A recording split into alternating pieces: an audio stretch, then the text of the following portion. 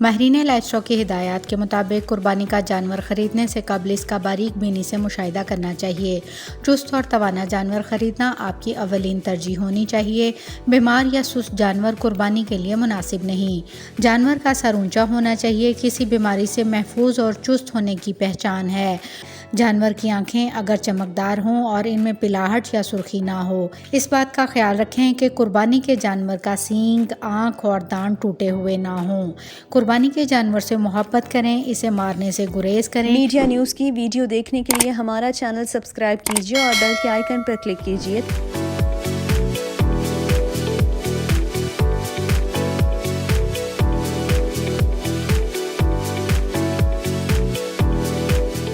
قربانی کا جانور خریدتے وقت کن باتوں کا خیال رکھنا چاہیے؟ ماہرین لائف اسٹاک کی ہدایات کے مطابق قربانی کا جانور خریدنے سے قبل اس کا باریک بینی سے مشاہدہ کرنا چاہیے۔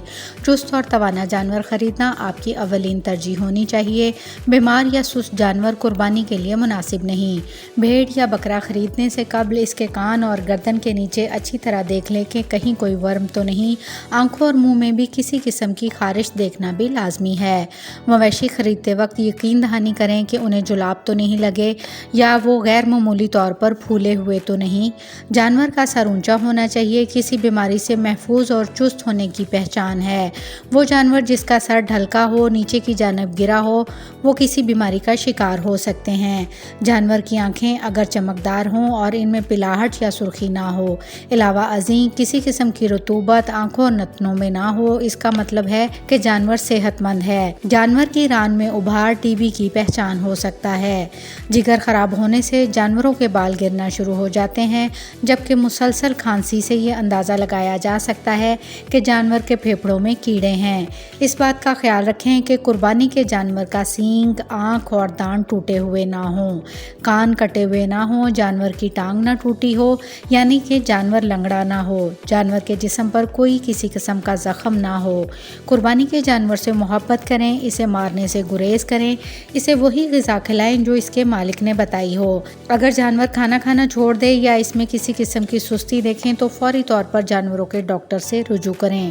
اس کے کھروں کا خاص خیال رکھیں کیونکہ ان میں کبھی کیڑے پڑ جاتے ہیں اور جب جانور انہیں منہ لگاتا ہے تو یہ کیڑے منہ اور پیٹ میں چلے جاتے ہیں جس سے وہ بیمار ہو جاتا ہے۔ ایسے جانوروں کو دوسرے جانوروں سے ہمیشہ الگ رکھیں۔